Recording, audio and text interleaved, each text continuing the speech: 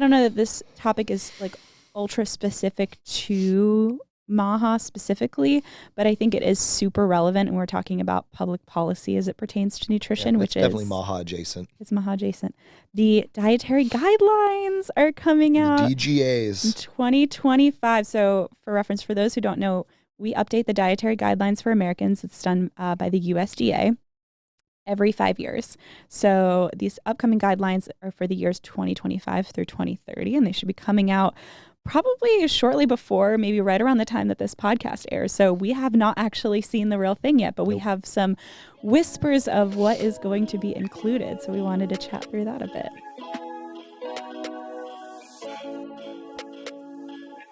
So one thing that they are saying is that there's going to be some changes to how some foods are categorized. Specifically, they are talking about adding lentils and legumes, so things like beans, chickpeas, and lentils, to the protein section, whereas they had previously existed under the vegetable section of the dietary guidelines. What do we think about that? That makes perfect sense to me. Shifting things away from, when you think about the food groups, we're trying to define foods based on why we're eating them. And that isn't always like the biologic scenario, right? It's the idea that fruits and vegetables, the reason they're categorized differently is really based on their like carbohydrate intake and fiber and those types of things. Some fruits are not actually fruits. Yeah. And so there's not a biologic correlation as much as it's more of a dietary correlation. Same thing here, like to call a lentil, put it in the same category as celery when it has 18 grams of protein per cup. Well, like they're completely like different macros. 5 or 6 grams of fiber at least. Yeah, they're a very, very different food. And so I think that if we're going to take a food like a lentil that, like you said, is a complex carbohydrate with fiber, but is also a robust protein source, that's a weird thing. It's hard to categorize, but it is definitely better categorized as a protein than it is a vegetable. Totally. Yeah, it's like people say like tomatoes technically a fruit. It's like, is it true, but is it relevant? Right? Like nutritionally, it acts more like a vegetable than a fruit. So we're going to count that under the vegetable category for the purposes of your nutrition, right? Exactly. We're organizing your nutrition. So I thought that was really interesting. And it's going to go, so currently I think nuts and seeds are under the protein category, which I thought was interesting. What do you think about that? So that's the opposite of what we just said, right? It's like that's like a miscategorization. Yeah, nuts and seeds have protein in them, but when you have a food that has 16 grams of fat and 7 grams of protein, that is a fat source that has protein in it, not a protein source that has fat in it. And so that would be one of the things I've always found it odd to. We shouldn't ignore the protein that comes from nuts and seeds, but to call them a protein source is a misnomer. As a reference point, a cup of rice and a cup of pasta have the same amount of protein as a serving of peanuts. And so by that math, we should be calling pasta a protein source too. Which it's not. No, it is a grain, which is, again, it contains protein. That's none of these categories are perfect. And so we're never going to get it perfect, but we can definitely try and put them in appropriate places. And my argument would be it should be based on what they're giving you as what's their dominant role. Like if you're recommending lentils, I'm not giving someone lentils because I want them to consume carb. I'm giving them lentils because I'm trying to get them protein. And so fiber, it's a protein dominant food, right? Totally. I am trying to give people nuts and seeds because I want them to get good quality monounsaturated fats. Yeah. And so it's what is like the dominant reason for the food is how I think we should be trying to categorize this. Totally. I would agree with that. Like similar to what you just said, I think of like nuts and seeds as like a fat that contains protein. So in that sense, it's a really great fat to choose. The same way I would say, something like a whole grain, like brown rice or like whole wheat pasta or things like that. Those are quinoa. Those are carbs that contain some protein. So in that sense, it's a great carb to choose because you're getting a little bit of a boost of protein in the process, especially if you're someone who's plant-based. So, but yeah, I thought overall good move to move those beans, lentils, peas to the protein section because of their nutrient profile. Yeah. And what I also loved is that they're also still emphasizing that we're not saying plant-based sources of protein only. We're saying plant-based sources of protein in addition to some of the more animal-based proteins. So we're not saying you must not eat animal-based sources of protein. We're actually saying I think a variety of protein sources is a good idea, which is very much in line with what we preach. Yeah. One of the things I think is good to clarify is a plant-based diet is defined as a diet that is 80% from the ground. like plants. And so my plate, like the good old fashioned my plate that is half your plate as fruits and vegetables, quarter of your plate as grains, and a quarter of your plate as protein, is a plant-based diet.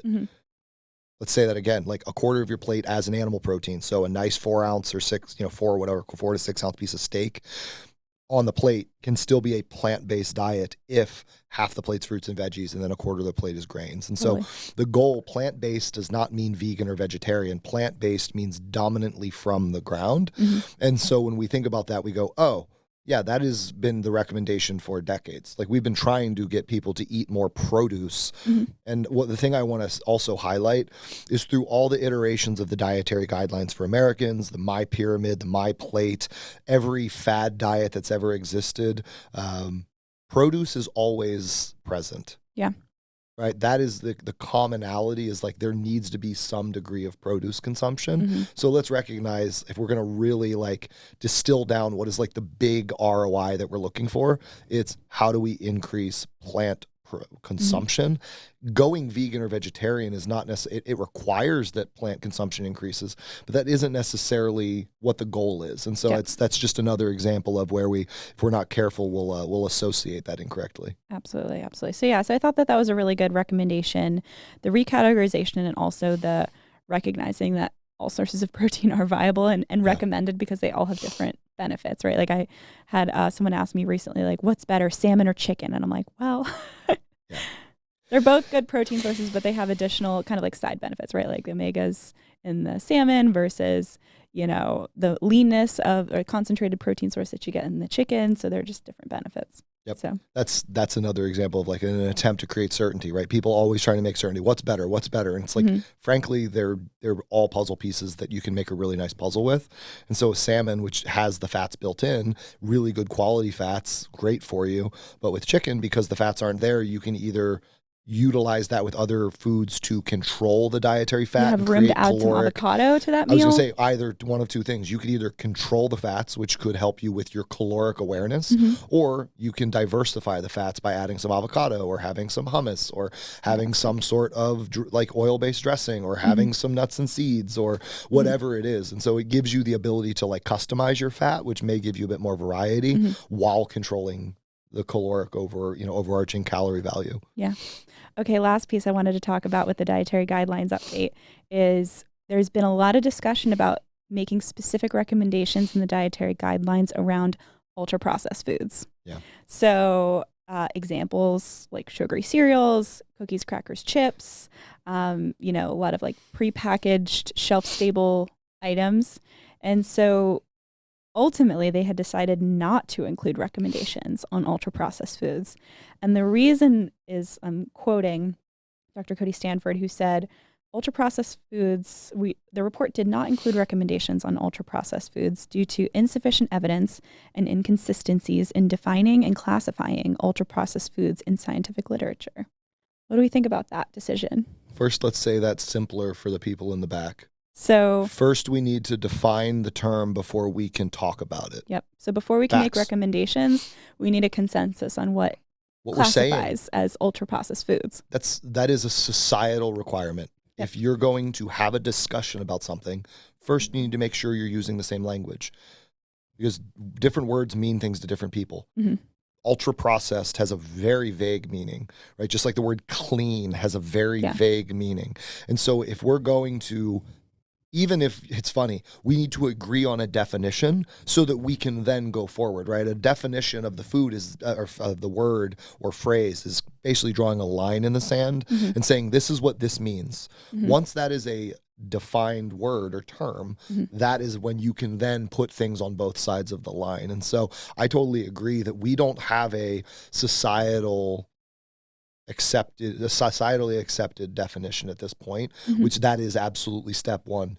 In any good policy process, right? You're going to, think about if you've ever read bills or legal contracts, what's one of the first pages? It's the terminology. Yep. Because you need to agree on the terminology before you can define the terms, right? Yep. So that is where we're at, is great. Yeah, let's agree on the terminology. What does ultra-processed food mean?